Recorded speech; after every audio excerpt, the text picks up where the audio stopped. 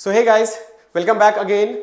कल हम लोगों ने नाउन का जो भी ब्यौरा था खत्म करके प्रोनाउन का बिहाफ शुरू किया था और आज प्रोनाउन के नेक्स्ट लेवल का रूल्स पढ़ने की बारी है। तो आइए प्रोनाउन के कुछ उस समय मैंने चार्ट को लेकर के बोला था कि आज मैं वो चार्ट लेके आऊंगा। आइए वो चार्ट को पहले समझते हैं, उसके बाद आज के जो रूल्स हैं वो मैं आपके सामने डिलीवर करूंगा।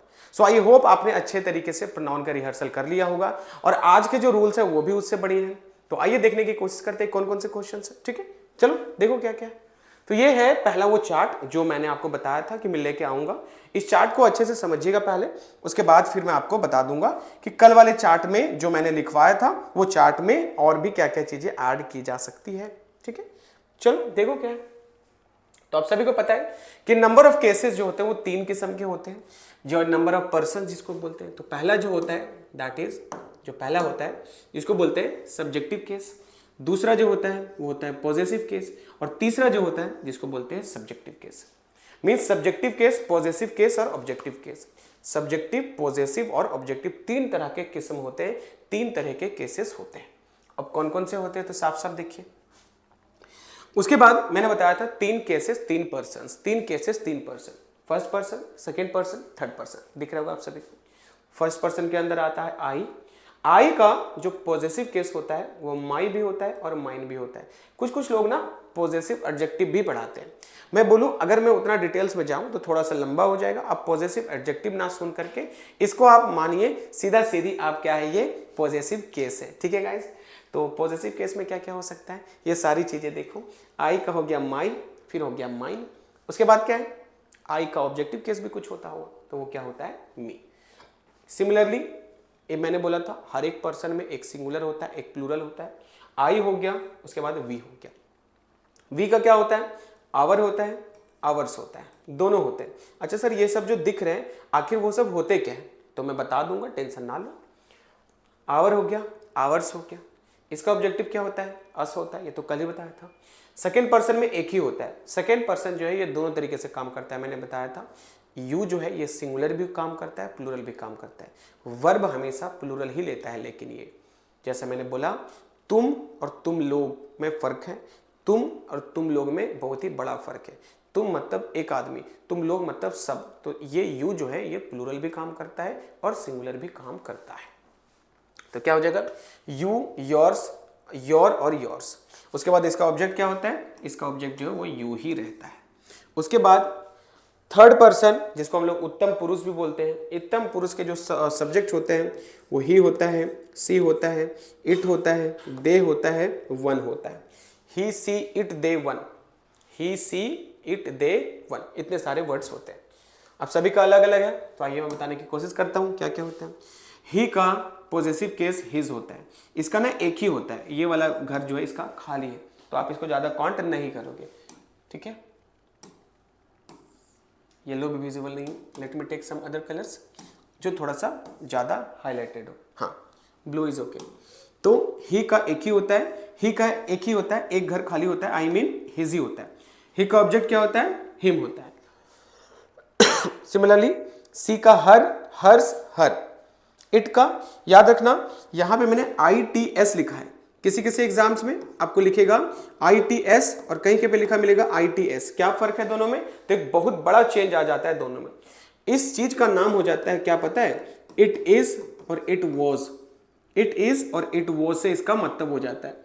मैं आगे अभी आगे जाके आपको बताने भी वाला हूं कि इट के साथ एपोस्ट्रोफी एस रहे, इसका मतलब इट इज भी होता है, इसका मतलब इट वॉज भी होता है। इट इज और इट वॉज कुछ भी हो सकता है, तो ये आगे बताऊंगा। लेकिन अगर इट के एपोस्ट्रोफी की बात की जाए, पॉजेसिव की बात की जाए, तो ये इट्स बिना इन्वर्टेड कॉमा का ही लगेगा। चलिए, तो इट हो गया, इट्स हो गया, उसके बाद इट हो गया। दे का दो होता है, देयर, देयर्स, और इसका जो ऑब्जेक्ट हो जाता है that is them, that is them. फिर वन है, वन का जो पॉजेसिव होता है वो एपोस्ट्रोफी एस के साथ होता है। वन का होता है वंस और वन का हो जाता है वन। वन का होता है वंस और वन का हो जाता है वन। तो ये मैंने बोला था आज मैं लेके आऊंगा आपके लिए। तो आई गेस आप सभी को ये बातें पता भी होगा, नहीं तो आप लोग यहाँ से चार्ट बना सकते हो। और मैंने बोला था जिधर को आप स्टडी टेबल पढ़ रखते हो ना, उधर पे इसका एक चार्ट बना करके चिपका देना, लिख लेना, है कि नहीं। चलो तो एक काम करते हैं, आगे चलते हैं आज के रूल्स को। चलिए सर, रूल्स को आगाज किया जाए और क्या क्या बातें हैं वो देखते हैं। देखो शुरू हो गया इसका नौटंकी। भाई साहब तंग आ गया हूं मैं इनसे, अब तो हैबिट हो गया इन सारी चीजों से। देखो क्या, खुल जा भाई।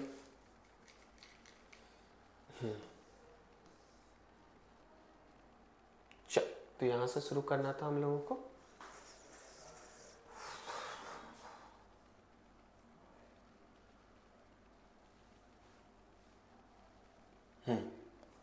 चल, तो हम लोग ये वाला स्लाइड देख चुके हैं। आते हैं सेकंड क्वेश्चन। तो ये रहा आज का पहला रूल, आई मीन प्रोनाउन का पहला ही रूल। तो जितने भी वर्ड यहां पे दिख रहे हैं, either, neither, none, any, each, every, ये जितने भी वर्ड्स आपको यहां पे दिखाई दे रहे हैं, सभी का एक इंडिविजुअल रूल है और सभी बहुत ही इंपॉर्टेंट अपने आप में रखते हैं, इंपॉर्टेंस अपने आप में रखते हैं। अब वो इंपॉर्टेंस क्या क्या है आइए मैं बताने की कोशिश करता हूं, ध्यान पूर्वक सीखिएगा। तो बंधु, सबसे पहले मैं इन चारों के बारे में बताऊंगा, आइदर, नाइदर, नन और एनी। इन चारों के बारे में सबसे पहले सीख लिया जाए कि आखिर सर इनका मतलब क्या क्या होता है। चलिए, तो डी तक चीजों को समझिएगा, ध्यान पूर्वक समझिएगा डी तक। लेट मी सी कि क्या मैंने आगे लिखा है। हाँ, लिखा हुआ है, तो फिर मैं अभी यहां नहीं आगे ही पढ़ाता हूं। ध्यान से देखिएगा, यहां लिखा हुआ है या फिर यहीं पर बता देता हूं। ध्यान से देखो इन चारों का क्या मतलब होता है। तो देखो, आइदर और नाइदर, ध्यान से सुनिएगा। अगर मेरे पास दो सब्जेक्ट हैं एक्स वाई, और अगर इसमें से मैं किसी एक को सिलेक्ट करूं, तो इस सिचुएशन को बोलते हैं आइदर। आइदर मतलब दो में से एक। मेरे पास दो स्टूडेंट्स हैं, उसमें से किसी एक का मैं सिलेक्शन करूं तो उसको बोलते हैं आइदर। क्या बोलते हैं फ्रेंड्स? आइदर। तो ये हो गया आइदर। अब उसके बाद है नाइदर। उसके बाद क्या है आपके पास? नाइदर। नाइदर का मतलब होता है कि सब्जेक्ट तो दो ही रहेगा, लेकिन इस बारी क्या होगा, दोनों में से किसी का सिलेक्शन नहीं होगा। फिर से सुनो, अगर दो में से एक की बात की जाए इसको बोलते हैं आइदर, दो में से किसी का सिलेक्शन ना हो, दो में से किसी की बात ना की जाए, इसको बोलते हैं नाइदर। तो यहां से जो कॉमन निकल के आया वो आया नंबर 2। तो आइदर और नाइदर जो यूज होता है वो दो सब्जेक्ट के लिए ही यूज होना चाहिए। यहां तक चीजें क्लियर है? उसके बाद है नन और एनी। अच्छा सर, ऐसा भी तो हो सकता है कि सब्जेक्ट की संख्या बढ़ जाए। बिल्कुल हो सकता है। तो जैसे ये रहा 3 सब्जेक्ट, सब्जेक्ट की संख्या 2 से ज्यादा होनी चाहिए, क्योंकि 2 रहेगा तो ऊपर वाले हो जाएंगे। अगर 2 से ज्यादा है और उसमें से किसी एक का सिलेक्शन कर रहे हो, इसको बोलते हैं एनी। जैसे सपोज मैं ऑफलाइन क्लासेस लेता तो क्लास भरा होता है जनरली, तो उसमें से अगर मैं किसी एक को उठाऊं तो इसको मैं बोलूंगा क्या? इसको बोलूंगा एनी। और किसी दो में से एक को उठाऊं उसको बोलूंगा आइदर। दो में से एक आइदर, बहुत में से एक एनी। बात समझ में आ गया? और अगर बात समझ में आ गया तो थोड़ा सा हम लोग क्या करते हैं, आगे चलते हैं। अच्छा सर, ऐसा भी तो हो सकता है बहुत में से किसी का सिलेक्शन ना हो, तो इस सिचुएशन को बोलेंगे नन। क्या बोलेंगे? नन। जब बहुत में से कोई एक हो तो एनी, बहुत में से किसी का भी सिलेक्शन ना हो उसको बोलते हैं नन। दो में से किसी का सिलेक्शन ना हो नाइदर, बहुत में से किसी का सिलेक्शन ना हो नन, बहुत में से एक का सिलेक्शन हो एनी, बहुत में से दो में से एक का सिलेक्शन हो उसको बोलते हैं आइदर। चीजें क्लियर हो गई? ईच एंड एवरी रहने देते हैं, आगे बताऊंगा, क्योंकि सबका स्लाइड अलग है, टेंशन ना लो। ये रहा स्लाइड, पहले आप इसको देखो, क्या मैंने इसमें लिखा हुआ है। ध्यान पूर्वक चीजों को समझो इसमें क्या लिखा हुआ है।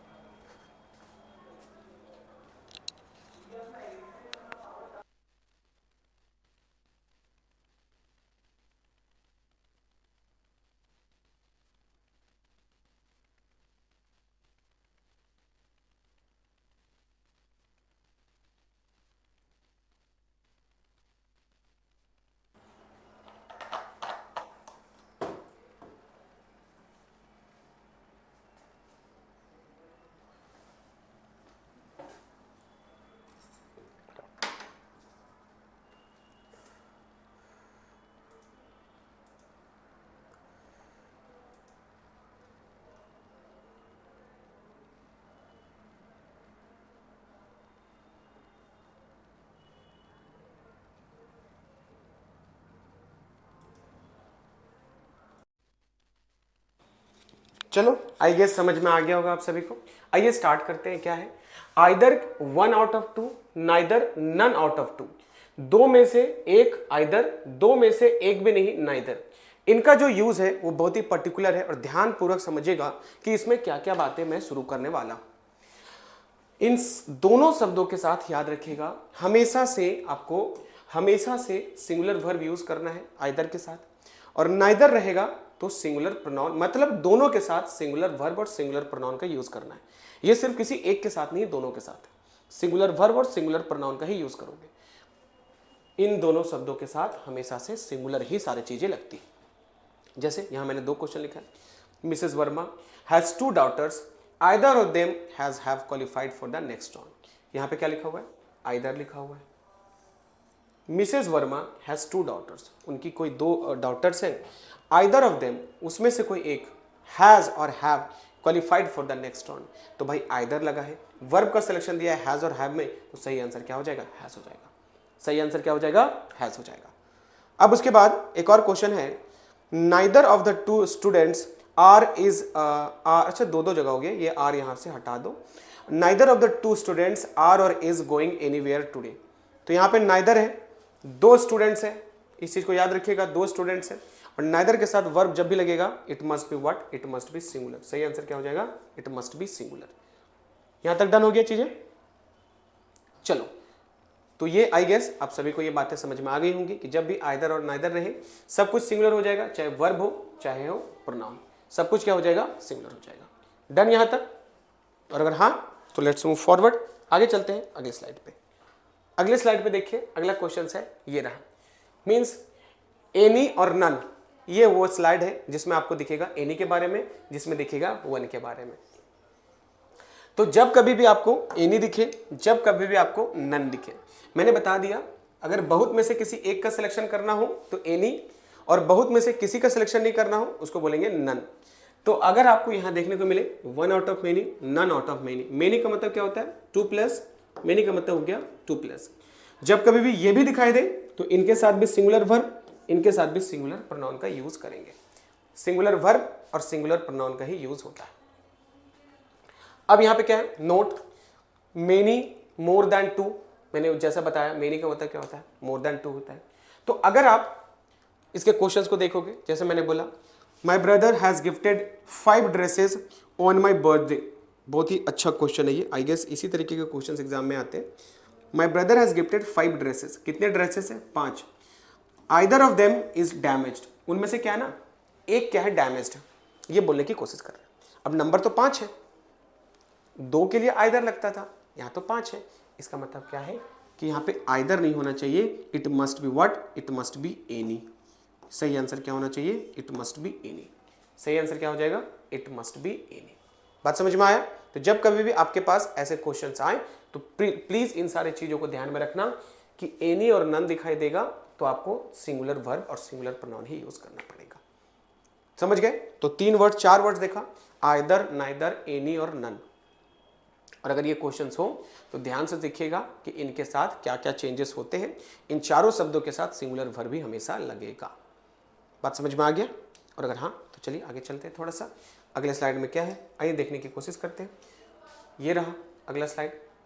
सो there are 3 phones you may take either, अब यहाँ पे 3 कलम है। देयर आर 3 फोन्स, आंसर भी मैंने लिख दिया है, ध्यान से देखिएगा कि there are 3 phones you may take either, कि वहाँ पे 3 फोन्स है, इनमें से कोई एक आप ले सकते हो, ये बोलने की कोशिश कर रहे हैं। तो 3 कलम है तो आइदर तो हो नहीं सकता, उसमें से कोई एक। अच्छा सर यहाँ पे एनी ही क्यों हुआ? तो याद रखिएगा एनी और आइदर दोनों, इन दोनों में एक निकलता था, नन और नाइदर इसमें एक भी नहीं निकलता था। तो कॉमन निकाला जाए तो आइदर और एनी एक दूसरे के साथ रिप्लेस हो सकते हैं, नाइदर और नन एक दूसरे के साथ रिप्लेस हो सकते हैं। जैसे यहाँ पे आइदर था, इसमें से किसी एक का सिलेक्शन करना था, नंबर 2 से ज्यादा था, तो यहाँ पे सही आंसर जो हो जाएगा दैट इज एनी, आइदर नहीं होगा। सिमिलरली नीचे देखो कि Ram has 2 pens, any of them is are pink. तो अभी मैंने बताया था कि इन सारे वर्ब्स के साथ आप V1 बोलता हूँ, ये सिंगुलर वर्ब भी यूज कर सकते हो। तो यहाँ पे इज हो जाएगा, सबसे पहला काम ये करेंगे। और यहाँ पर कितने कलम है? 2, तो एनी तो ऐसे भी नहीं होगा, यहाँ पे आइदर हो जाएगा, यहाँ पे इज हो जाएगा। आंसर हालांकि लिखा हुआ है, साफ साफ आप देख सकते हो। फिर सी नंबर क्वेश्चन है, राम हैज 3 पेन्स, 3 कलम है। अब 3 के साथ आइदर तो हो नहीं सकता, यहाँ पे सही आंसर क्या होना चाहिए था, एनी होना चाहिए था, और यहाँ पे क्या हो जाएगा, इज हो जाएगा। ठीक है, इज हो जाएगा। हालांकि इसमें सुधारा नहीं गया है, सुधार के देना चाहिए था। राम हैज 2 पेन्स, अब यहाँ पे क्या था, 2 कलम है और नन लिखा हुआ, तो गलत है ना। 2 कलम के लिए नाइदर होना चाहिए, क्योंकि नाइदर और आइदर एक दूसरे को रिप्लेस करते हैं। नाइदर ऑफ देम, यहाँ पे इज पिंक, ये मेरा सही आंसर हो जाएगा। तो जब कभी भी आपके पास ऐसे क्वेश्चंस आए जहां पर नाइदर, आइदर, एनी और नन का रिप्लेसमेंट बोले, तो उस जगह पर आपको रिप्लेस करके आंसर सिंगुलर वर्ब के साथ यूज करना पड़ेगा। और नंबर जरूर देखिएगा, अगर 2 से ज्यादा है तो एनी और नन हो सकता है, और अगर 2 है तो आइदर और नाइदर हो सकते हैं। अब सिचुएशन डिपेंड करता है कि वहां पे क्या है, उसके अकॉर्डिंग आप यूज कीजिएगा। बोलो, बातें समझ में आई? और अगर समझ में आ गई तो चलिए आगे चलते हैं हम लोग अगले स्लाइड पे। अगला स्लाइड क्या है, आइए मैं बताने की कोशिश करता हूं। अगले स्लाइड पे देखिए,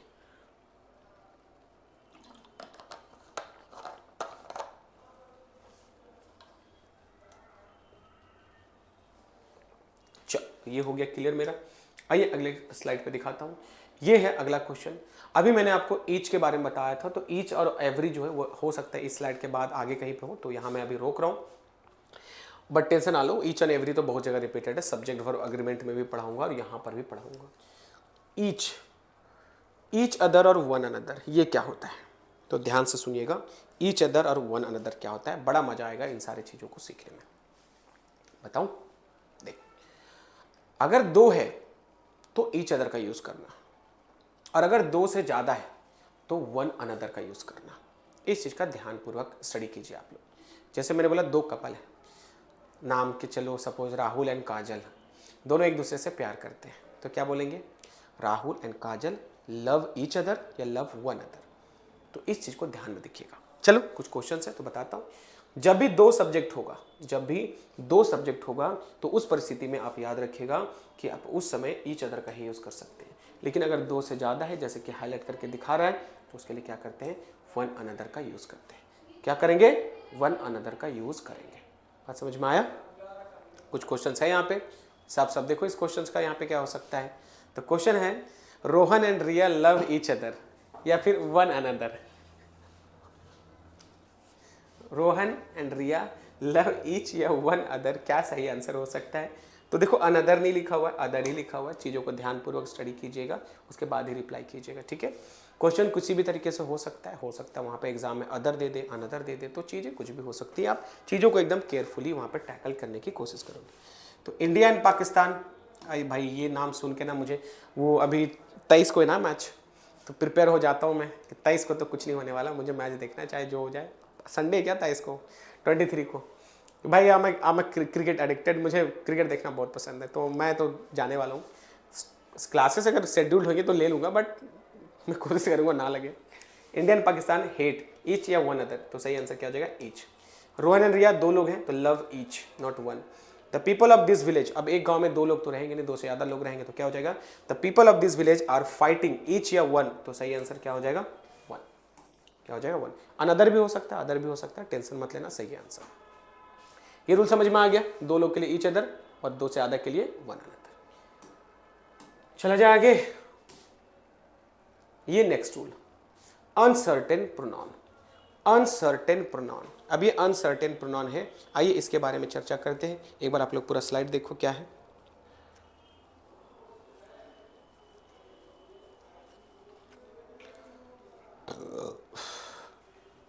चलिए बताइए अनसर्टेन प्रोनाउंस क्या क्या होता है और कैसे कैसे इसके यूज करते हैं। तो सबसे पहला बात ये याद रखिएगा कि अनसर्टेन प्रोनाउन ये जो दिख रहा है, इसको हम लोग बॉडी और वन वाला वर्ड्स बोलते हैं। बॉडी और वन कुल मिला के 8 शब्द होते हैं। There are 8 types of word जो होते हैं वन और बॉडी, 4 बॉडी और 4 वन। जब कभी भी ये दिखाई दे आपको, इस चीज़ को याद रखिएगा हमेशा से कि ये सजीव चीज़ों के लिए यूज होता है, ये लिविंग थिंग्स के लिए ही यूज होता है। इस चीज़ को आपको भरपूर दिमाग में रखना है। अब इस चीज़ को अगर मैं और डीप थिंकिंग करूं, सर सजीव चीज़ें होंगी तो कुछ ज़्यादा भी हो सकता है, कुछ एक भी हो सकता है। तो मैं बता दूं ये 8 शब्द अपने आप में सिंगुलर होते हैं। अब ऐसा क्यों होता है, तो जैसे मैंने बोला, इनको अगर मैं हिंदी में संधि विच्छेद करूं तो होता है प्रत्येक, कुछ ऐसा हिंदी निकलता है प्रत्येक करके। और अगर मैं हिंदी को भी संधि विच्छेद करूं तो होता है प्रति जोड़ एक। क्या बोलते हैं, प्रति जोड़ एक, मतलब प्रत्येक। तो जब प्रोनाउन का रूल है वो ये बोलता है कि जब जिस सब्जेक्ट को काउंट करते हो वर्ब उसको उसी वक्त दे दिया करो। तो इसलिए एक एक करके ही वर्ब लगता है, इसलिए इसके साथ सिंगुलर वर्ब लगाना हमेशा से। कुछ वर्ड हैं जो बहुत कंफ्यूज करेगा, जिसमें से एक एवरी है और एक सम है, लेकिन फिर भी आपको बता दूं इन सारे शब्दों के साथ आपको हमेशा क्या यूज करना है, सिंगुलर वर्ब का ही यूज करना है, जैसे जैसे परिस्थितियां आपके पास आ जाए। तो बॉडी और वन जब भी दिखे सिंगुलर ही यूज करना। यहाँ पे साफ साफ लिखा है कि ये लिविंग थिंग्स के लिए यूज होता है। किसके लिए यूज होता है फ्रेंड्स, लिविंग थिंग्स के लिए यूज होता है। जैसे यहाँ पे कुछ ब्रैकेट में लिखा हुआ है, ध्यान से देखिएगा क्या लिखा हुआ है, लिखा हुआ है कि प्लेस सिंगुलर वर्ब, इनके साथ हमेशा सिंगुलर वर्ब लगाना। प्लेस सिंगुलर प्रोनाउन, प्रोनाउन भी कैसा लगाना, सिंगुलर लगाना। लेकिन सर सब्जेक्ट क्या होगा, तो सब्जेक्ट इसके साथ ही, हिज या हिम ही लगता है। सर ऐसा क्यों, लड़कियों को क्यों नहीं सिलेक्ट किया जाता, इसके पीछे भी कुछ रीज़न है। मैंने हमेशा बोला है कि हमारी सोसाइटी एक पैट्रियार्की सोसाइटी है और यहाँ पे पितृसत्तात्मक माना जाता है। जब कभी भी दोनों सब्जेक्ट एक साथ हो तो मस्कुलाइन जेंडर ही प्रमोट किए जाते हैं। जैसे मैंने बोला था ड्राइवर, जरा सोचो तो किसका इमेज दिमाग में आता है, तो लड़का का ही सबसे पहले आता है। आप लड़की होगे फिर भी सबसे पहले लड़का का ही ख्याल आया होगा। मैंने बोला टीचर, ड्राइवर, प्रोफेसर, पायलट, ये सब कुछ ऐसे प्रोफेशंस है। प्रोफेशन बेसिकली दोनों जेंडर के होते हैं, लेकिन सबसे पहले लड़का का चेहरा आता है। तो ये भी कई हद तक क्लियर करता है कि जबकि कॉमन जेंडर हो ना, कॉमन जेंडर, वहाँ पे मस्कुलाइन जेंडर को प्रमोट किया जाता है। तो इसी वास्ते इन 8 शब्दों के साथ आपको सिर्फ और सिर्फ ही फैमिली ही प्रीफर करना है। किसको यूज करना है, ही फैमिली ही प्रमोट करना है। डन, यहाँ तक चीज़ें क्लियर है। और अगर यहाँ तक क्लियर है तो चलो थोड़ा सा आगे चलते हैं। क्वेश्चन दिखाओ, चलो देखो क्वेश्चन क्या है, ध्यानपूर्वक इस चीज़ को देखिएगा। ये रहा क्वेश्चन, आंसर भी लिखा हुआ है, आप एक बार देखो अपने तरफ से, फिर मैं बताता हूँ। अच्छा ये भाई साहब तो छिपा दे रहा है चीज़ों को, चलो पढ़ो। बड़े अच्छा क्वेश्चन है, समझ में आ जाएगा तो मज़ा भी आ जाएगा इसमें।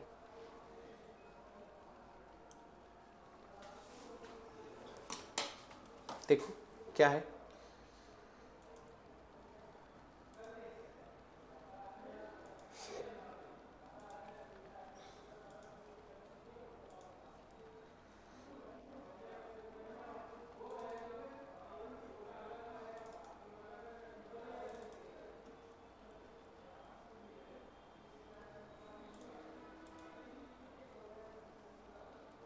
हो गया। चलिए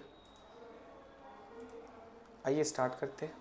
तो क्या है, एकदम ध्यानपूर्वक देखिएगा। लिखा हुआ है कि everybody should respect their elders. तो बहुत ही आसान क्वेश्चन है, चीज़ें समझ में आ रही होंगी आप सभी। देखो क्या, तो यहाँ से मैं पेन ले लेता हूँ। अच्छा पेन तो मेरा लिया हुआ है ना, सॉरी, चलो इसको साइड कर दो। तो देखो क्या लिखा हुआ है, एवरीबडी, यहाँ पे बॉडी का वर्ड है, शुड रिस्पेक्ट, तो यहाँ पे देयर नहीं हो सकता क्योंकि देयर दे के साथ लगता है। यहाँ पे सही आंसर क्या होना चाहिए, हिज होना चाहिए, क्योंकि एवरीबडी के साथ क्या सही आंसर होता है, हिज ही सही होता है।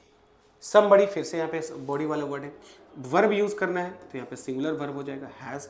ब्रोकन देयर, देयर तो लगता नहीं, दे के साथ लगता है, इसके साथ हिज लगता है, यहाँ पे हिज हो जाएगा। जब कभी वन और बॉडी आए इसके साथ हमेशा आपको ही फैमिली ही प्रमोट करना है। नंबर तीसरा, no one has submitted his her their report. तो सिंपल बात है, वन आ गया तो इसके साथ हिज हो जाएगा। हर क्यों नहीं होगा, कोई पूछेगा तो बताना कि भाई जब कभी भी दोनों जेंडर एक साथ हो तो मर्दों को बेसिकली प्रेफरेंस मिलता है। देखो लड़कियां भी बैचलर ऑफ आर्ट्स लेती है, बैचलर ऑफ कॉमर्स लेती है। बैचलर हालांकि मस्कुलाइन वर्ड है, अगर मान लो उनको अलग से मिलना होता तो कुंवारी लड़कियों को क्या मिलता है, स्पिंस्टर। कभी मिला है sphincter of science, sphincter of commerce, किसी को नहीं मिलता है। तो ये सारी चीज़ें याद रखिएगा। चलो अगले क्वेश्चन को देखो। No one has submitted his report, कोई भी अपना रिपोर्ट सबमिट नहीं कर रहा है तो यहाँ पे हिज हो जाएगा। लास्ट क्वेश्चन बहुत इंपॉर्टेंट है, any one can win the match if they practice hard. अगर वो प्रैक्टिस हार्ड करते हैं तो कोई भी इस मैच को जीत सकता है। तो यहाँ पे क्या हो जाएगा, रिप्लेस दे विथ ही को रिप्लेस, दे को रिप्लेस कीजिए ही में, सही आंसर हो जाएगा any one can win the match. Any one मतलब वही सारे लोग जो प्रैक्टिस कर रहे थे, तो यहाँ पे दे के जगह पे सही आंसर क्या हो जाएगा, सही आंसर ही हो जाएगा। बोले बात समझ में आया, और अगर समझ में आ गया तो थोड़ा सा आगे चलते हैं हम लोग। ये कंप्लीट हो गया क्वेश्चन को लेकर के। Now let's move forward to the next question. ये अब इसी का एक और वर्जन है। चलो एक बार आप देखो, अभी आपने वन और बॉडी वाला देखा था, अभी हम लोग थिंग वाला देखेंगे। चलो सबको देखो ध्यानपूर्वक अच्छे से। जब कभी भी वन हो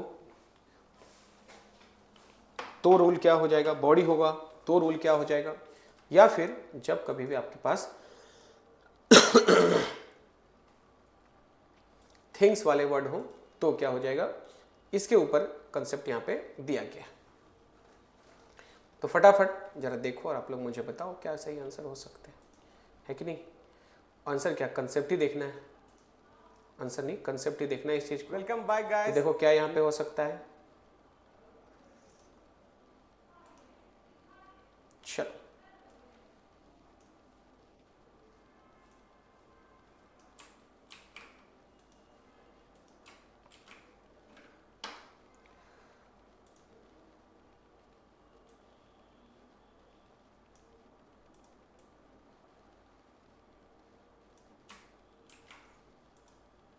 आई होप कि आपको पूरी तरीके से समझ में आ गया होगा।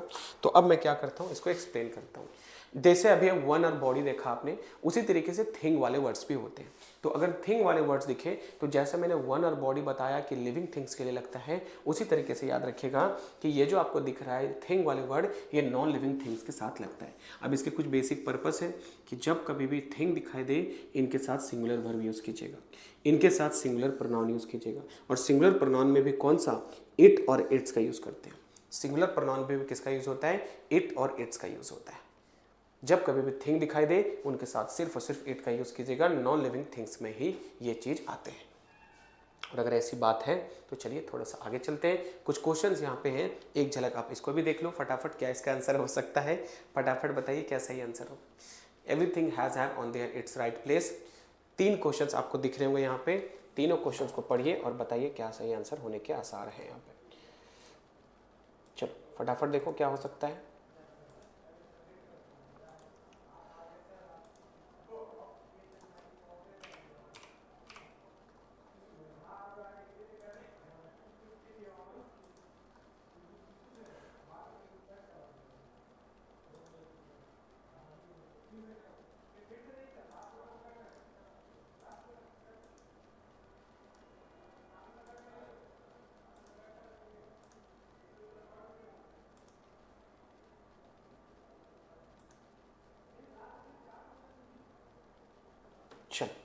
चले आगे। तो क्वेश्चन बहुत ही आसान है। Everything has have on their it's और राइट प्लेस। बहुत ही सरल था, चीज़ें आपके सामने सब लिखा हुआ है साफ साफ। देखो क्या कि जब कभी भी थिंग आपको दिखाई दे, जब कभी भी आपको थिंग दिखाई दे तो थिंग के साथ आपको देयर का यूज़ नहीं करना है, इट्स का यूज़ करना है। सिंगुलर वर्ब का यूज़ करना है, हैज़ हो जाएगा। दूसरा है nothing is are impossible in this world. तो यहाँ पे थिंग है, वर्ब सिंगुलर हो जाएगा, आगे तो चूज नहीं करने दिया है। यहाँ पे एवरीथिंग है, हैज़ हो जाएगा, हैव होगा नहीं, इट्स हो जाएगा, देयर नहीं होगा। तो इस तरीके से आप चीज़ों को आंसर कर सकते हो। बात समझ में आ रहा है कि जब कभी भी थिंग हो तो थिंग के साथ आपको क्या करना है, हमेशा सब कुछ सिंगुलर रखना है। जैसे वन और बॉडी के साथ सब कुछ सिंगुलर रखते हैं, तो इनके साथ भी सब कुछ क्या करते हैं, सिंगुलर रखते हैं। बातें समझ में आ गई। चलो अगर बातें समझ में आ गई तो चलिए आगे चलते हैं अगली स्लाइड पे। ये रहा अब रिलेटिव प्रोनाउंस। रिलेटिव प्रोनाउंस के बारे में हम लोग देखते हैं कि आखिर रिलेटिव प्रोनाउंस होता क्या है और इसके कंसेप्ट किस किस तरीके से क्वेश्चन आते हैं। ठीक है, आजा क्वेश्चन हम लोग देखते हैं क्या क्या सही आंसर है।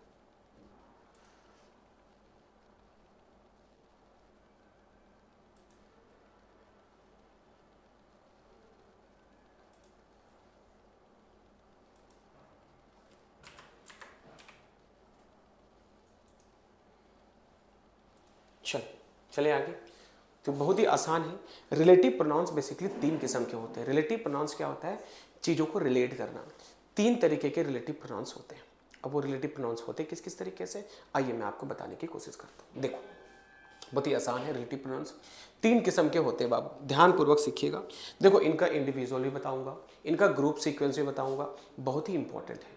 तो ध्यानपूर्वक इस पॉइंट को पहले सीखिए, उसके बाद मैं आपको बताता हूँ कि आखिर एक्चुअली में ये होता क्या है। देखो क्या तो जब कभी भी आपको हु दिखाई दे तो हु का यूज करते हैं ह्यूमन बीइंग के लिए। हु का यूज किसके लिए करते हैं, ह्यूमन बीइंग के लिए। अगर आपको विच दिखाई दे तो विच हमेशा या तो थिंग के लिए या फिर किसके लिए, एनिमल के लिए। मतलब अगर एनिमल है तो भी विच हो सकता है, थिंग है तो भी विच हो सकता है। लेकिन अगर पेयर हो, पेयर का मतलब टी का मतलब थिंग, एच का मतलब ह्यूमन, टी का मतलब थिंग, ए का मतलब एनिमल, एच का मतलब ह्यूमन, ए का मतलब एनिमल। अगर ये पेयर में हो अगर ये क्या हो, अगर ये पेयर में हो तो भी आप इस चीज़ को याद रखिएगा कि इन सारे वर्ड के साथ आपको हमेशा क्या यूज़ करना है, दैट का यूज़ करना है। अगर चीज़ें पेयर में है तो दैट, ह्यूमन है तो हु, एनिमल या थिंग है तो विच का यूज़ करोगे।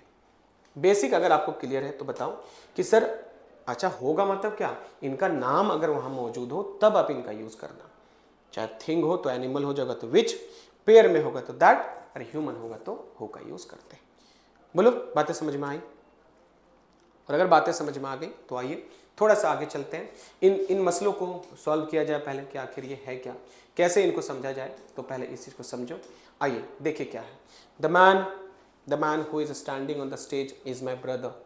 इस जगह पर चीज़ों को एकदम, हालांकि एरर्स तो नहीं लिखा हुआ है, एरर्स तो है नहीं, बट फिर भी आपको समझने की कोशिश कीजिए कि करेक्शन ही है तो क्या क्या है इसमें।